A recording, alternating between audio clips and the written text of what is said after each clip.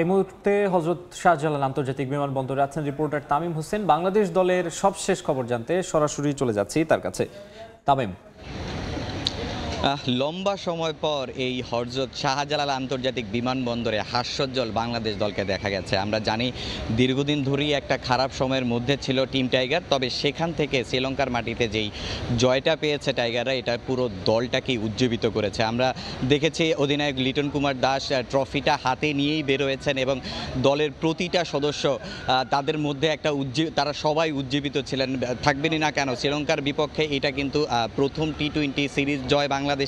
এছাড়া শ্রীলঙ্কার মাটিতেও কিন্তু এটা প্রথম টি-20 সিরিজ জয় বাংলাদেশের। তবে বাংলাদেশের দলের সদস্যরা কিন্তু আজকে এখানে গণমাধ্যমের সঙ্গে কথা বলেননি, তার কারণ বাংলাদেশ ক্রিকেট টিম একটা লম্বা সিরিজের মধ্যে ছিলেন, সফরের মধ্যে ছিলেন, সেখান থেকে দেশে ফিরেছেন এবং তাদের কিন্তু খুব একটা বিশ্রাম নেওয়ার সুযোগ থাকবে না। আজকে তারা একটু হোটেলে বিশ্রাম নিয়ে কালকে থেকেই কিন্তু আসলে পাকিস্তান সিরিজের জন্য কিন্তু প্রস্তুতি নেওয়া শুরু করবে। পাকিস্তান টিম কিন্তু আসলে খুব ব্যালেন্স একটা টিম। সবশেষ বাংলাদেশের সঙ্গে যে সিরিজটা হয়েছে, বাংলাদেশ কিন্তু সেখান থেকে নিয়েই দেশে ফিরেছেন।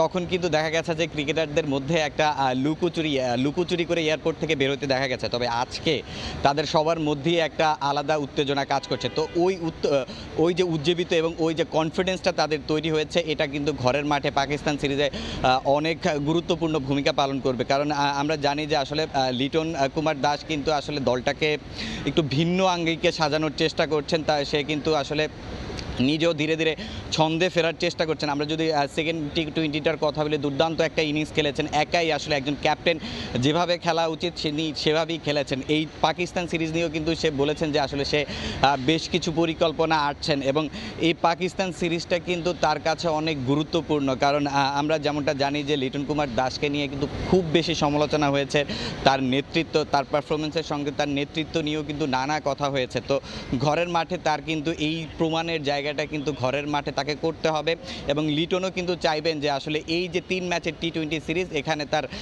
সেরা ফলটা এখান থেকে তিনি বের করার চেষ্টা করবেন। তো হযরত শাহজালাল আন্তর্জাতিক বিমানবন্দর থেকে বাংলাদেশ দলের দেশে আসা নিয়ে এই ছিল আমার কাছে সবশেষ তথ্য।